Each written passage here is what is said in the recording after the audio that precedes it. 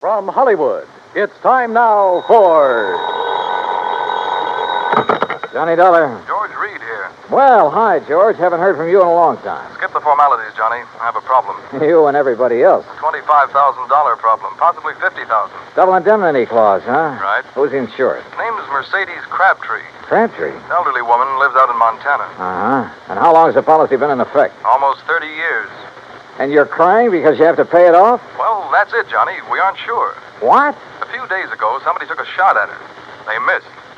But, Yeah? last night, she disappeared.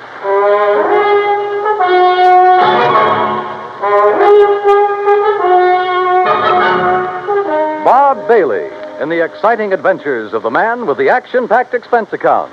America's fabulous freelance insurance investigator. Yours truly, Johnny Dollar. And now, Act One of yours truly, Johnny Dollar.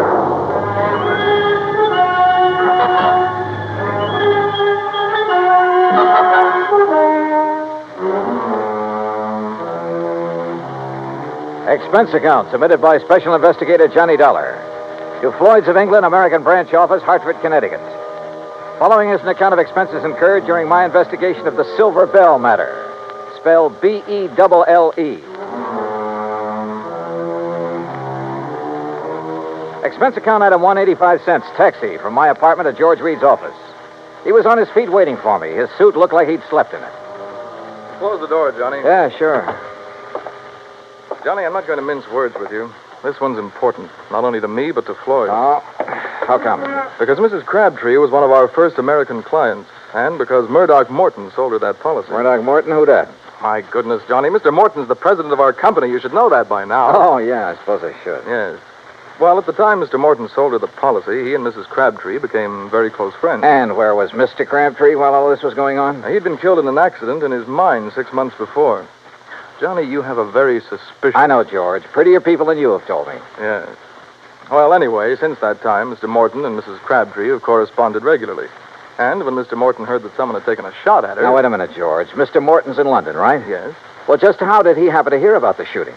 Through Mrs. Crabtree? No, Mrs. Henrietta Scott wrote to him. Oh. And just who is Mrs. Henrietta Scott? According to her letter to Mr. Morton, she claims to be Mrs. Crabtree's only friend in Silver Gulch. Silver Gulch? Montana.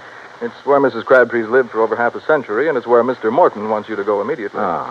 When did Mrs. Crabtree disappear? Well, we received a telegram from Mrs. Scott early this morning. She was supposed to have dinner with Mrs. Crabtree last night and got up to her house, but it was empty. Well, she waited until midnight, checked again this morning, then wired us. Who's the beneficiary on that life policy, George? Doesn't mean a thing. No? Why not? Well, only a couple of people know the policy exists. Also, the beneficiary happens to be Mrs. Crabtree's favorite charity. Good luck, Johnny. Oh, thanks, pal. I'm going to need it. Expense account item 2, $178, air transportation to Butte, Montana. Item 3, $14.90, bus fare, Butte to Silver Gulch. Like George had said, it wasn't much of a town. I checked into the Silver Queen Hotel, rented a battered Model T, and drove out to the home of Mrs. Henrietta Scott.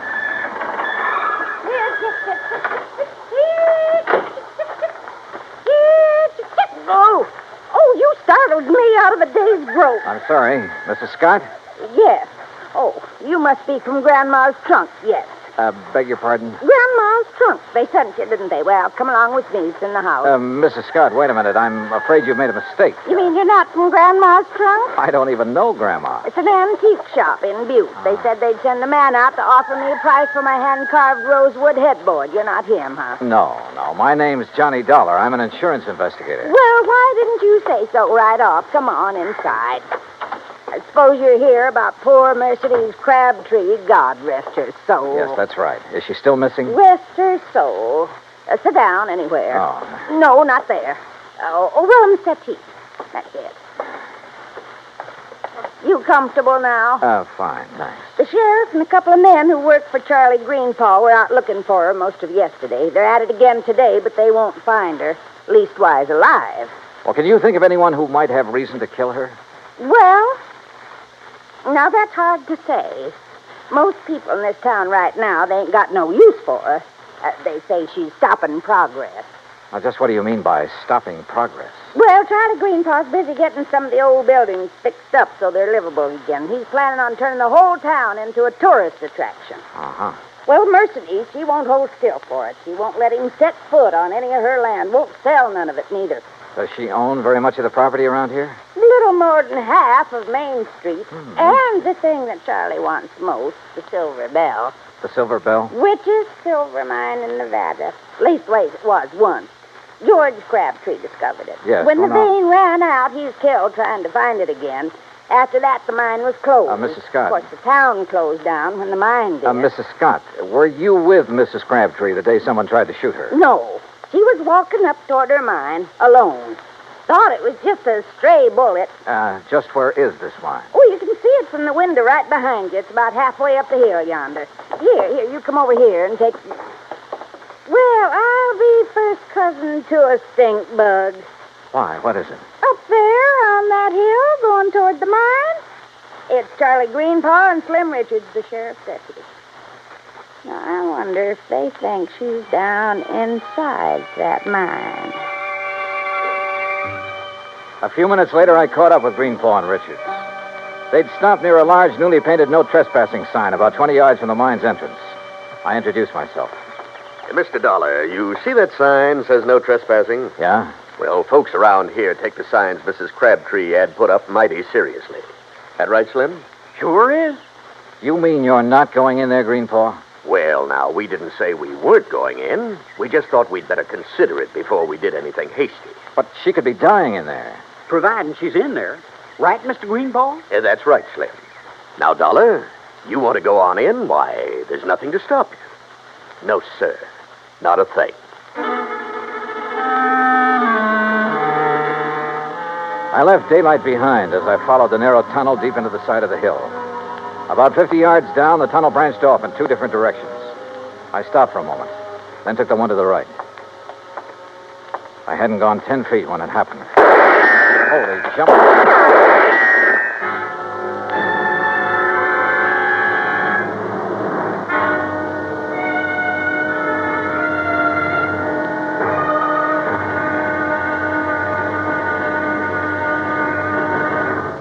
Act two of yours truly, Johnny Dollar, in a moment. It is a rare event when a young man decides to leave civilization behind and hide himself away in the steaming jungle, just so he can help his fellow humans in a remote corner of the world. The late Dr. Tom Dooley did just that when he left the United States to help the sick and starving jungle people in the little kingdom of Laos in Southeast Asia. Dr. Dooley's story is well known to nearly everyone. And all over the world, people talk of his little jungle hospital on stilts. That's where he treated the dread diseases of the jungle and trained native medical technicians so that they might help their own people. Dr. Dooley wrote and lectured to many people so that the work of his medical assistance program, Medico, might go on. It was not easy for someone so young and so talented to give up the bright lights of the city and plant himself down in an unknown jungle just for the purpose of helping unfortunate people he didn't even know. But through Medico, Dr. Tom Dooley wanted to help people. He wanted to help people to help themselves.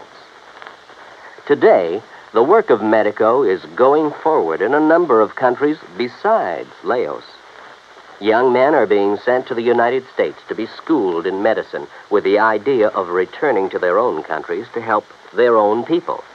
Hundreds of thousands of dollars worth of medical supplies have been donated by American businessmen and pharmaceutical companies. Today, Dr. Tom Dooley's work is being continued for him. It is helping to create better understanding. It is an injection of the spirit of freedom.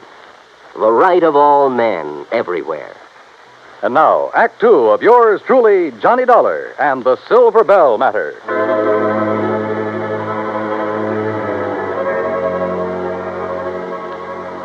I wasn't alone in the mine, that was for sure. But whoever was in there with me wanted to be alone and resented the intrusion. I wondered if they could hear, so I picked up a rock and tossed it on down the side of the tunnel.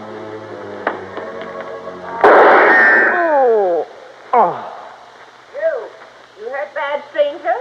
Well, I'll be a Mrs. Crabtree, is that you? You're trying to trick me. No, wait a minute. My name's Johnny Dollar, insurance investigator. I got a bead on you now, mister. So don't you move till you can prove what you're saying. Oh, no, I don't intend to. What are you doing in my mind? Looking for you. Your friend, Mr. Morton, is worried about you. Oh. Walk up this way, Mr. Dollar. But you be mighty careful about it. Yes, ma'am, I sure will. You say my Doc Martin sent you all the way out here? That's right, ma'am. Your friend, Mrs. Scott, wrote to him. I declare. It seems forgot she even knew. You know Murdoch? No, ma'am, I've never had the pleasure. Oh, he's such a fine gentleman. I remember years ago when I first met him. Oh, he was so kind and understanding. Hey, what's the matter? Oh, crazy fool thing I did coming in here and falling. Hurt myself bad, too. Mr. Dollar, you're just going to have to carry me out. It'll be a pleasure.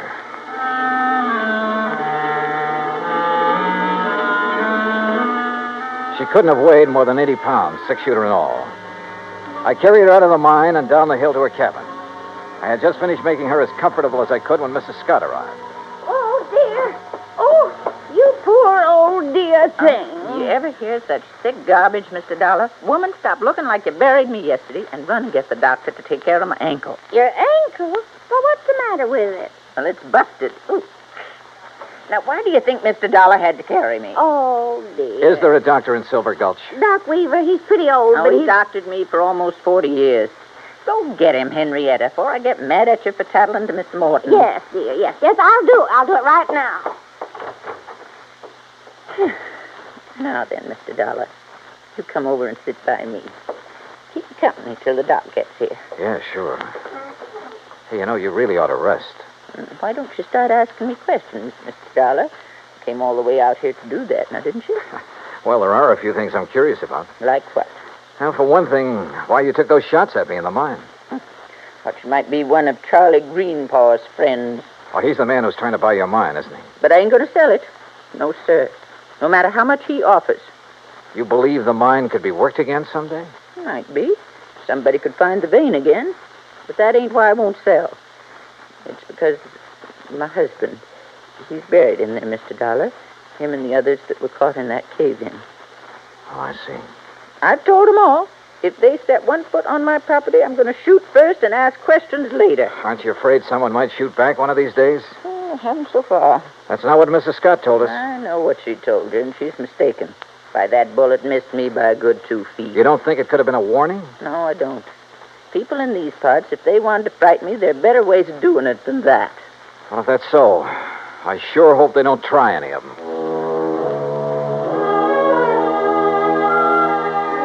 No one, at least so far as she knew, had reason enough to try killing her. Not even Charlie Greenpaw, although she refused to cooperate with the Silver Gulch Improvement Committee. I waited until Mrs. Scott returned with the doctor, then left and drove back to my hotel. I had finished supper and was heading toward my room when someone called me. Oh, Mr. Dollar. Yeah? Oh, Mr. Greenpaw, I was just thinking about you. That's so? Yeah, I was wondering why you hadn't thought to take a look in the Silver Bell mine when you first heard that Mrs. Crabtree was missing. Well, to tell the truth, I'd left the search up to the sheriff until today. Then this morning, Isabel, that's my wife, she said if something did happen to Mrs. Crabtree, it'd sure look like I did it. Good thing you listened, because she was right. Yes, I know. Say, Dollar, I hear Mrs. Crabtree's taking quite a shine to you. Oh, where'd you hear that? Doc Weaver said that's all she talked about. Hey, look, if you'd like to pick yourself up a few $100s, you sure could do it easy. Oh? How's that? Just get the old lady to sell me her mine and the acreage along next to Mrs. Scott's place. Uh-huh. I'd give her full value for both. And that'd come to enough money for her to live on the rest of her life real comfortable. Now, you do that, Dollar, and I'll give you $1,000 cash. You know something, Greenpaw? What's that? I could have been mistaken about you.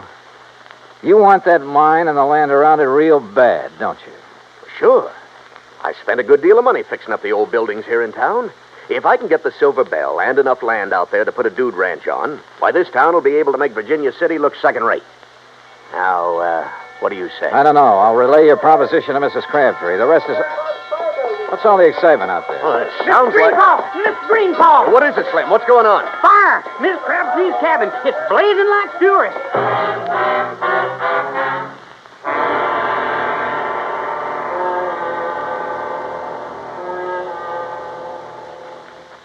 Act 3 of yours truly, Johnny Dollar, in a moment. For thousands of years, the oceans of the world have taken their toll of the treasures of the people who live near them or travel over them in calm and in storm. And for an equally long time, these same people have dived to the bottoms of these oceans seeking those treasures. Gold, silver, jewels, and emblems of tradition or symbols of history have been the sought-after prizes. Late in 1959, a group of English divers seeking underwater specimens of fish and plant life off the coast of the island of Terceira in the Azores came across a group of some 17 ancient cannons. They'd been swept off the walls of the old fortress by a tidal wave sometime during the middle of the 19th century and sank about 100 feet to the bottom of frequently storm-swept waters. News of the discovery was relayed to the Portuguese government, which gave permission for the raising of the relics. American skin divers stationed at the Air Force Base on Terceira volunteered to do the job on off-duty hours. In cooperation with the Portuguese Museum, the men made a few exploratory dives to determine the situation. Then the salvage work began. After cleaning the cannons, some made of brass, others of bronze, it was discovered that they had been forged in England, France, and Portugal more than 110 years before. Now the shiny symbols of history are on view in a Portuguese museum. The Portuguese people are happy because of an unselfish American gesture that brought back to them their symbols of the defense of freedom, the right of all men everywhere. And now, Act 3 of yours truly, Johnny Dollar, and the Silver Bell Matter.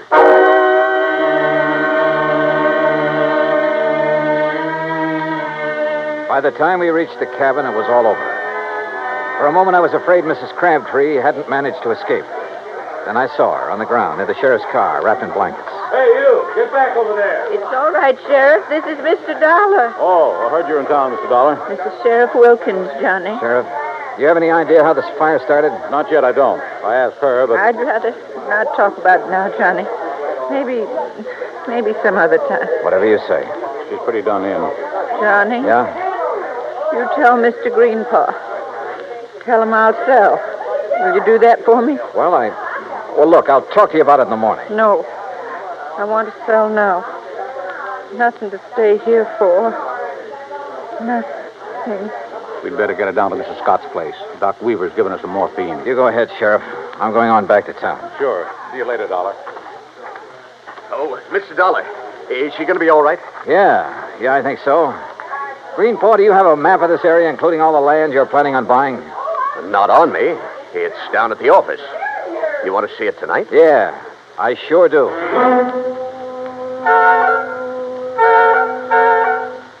I took a look at the map. Got a little sick at my stomach. Then drove back to Henrietta Scott's. There was a light on in the front room, so I got out of the car and walked up to the door.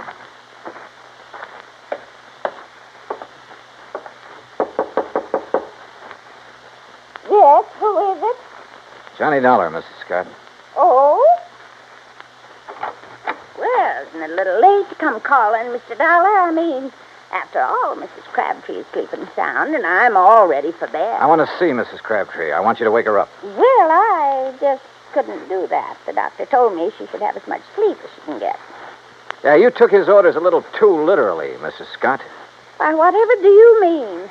I mean trying to burn her house down with her still in it. What? Yes, she trusted you. She thought you were the only person she could trust.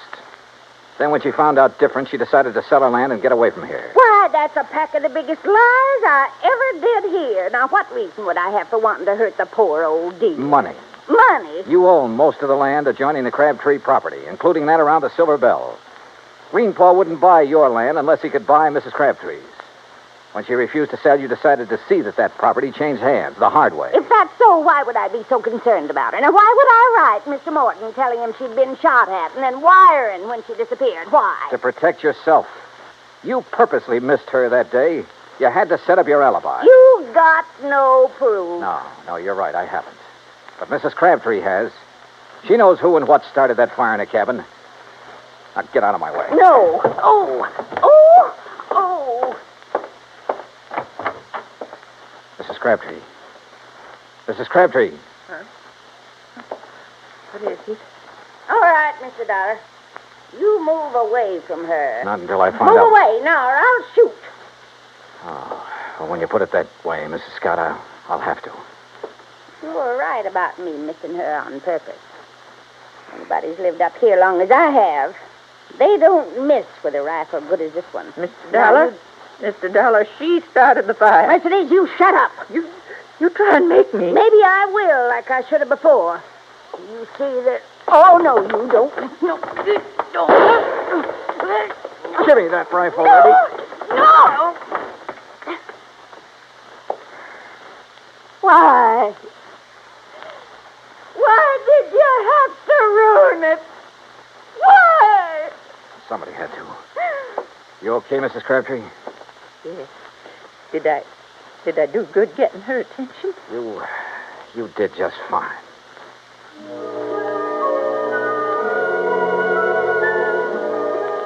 I was ready to leave Silver Gulch the next day, but I stayed over for another week, waiting for a little English gentleman by the name of Murdoch Morton to arrive and claim his bride.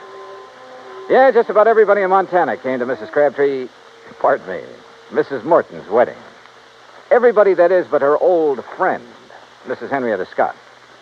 Expense account total, $317.10. Yours truly, Johnny Dollar.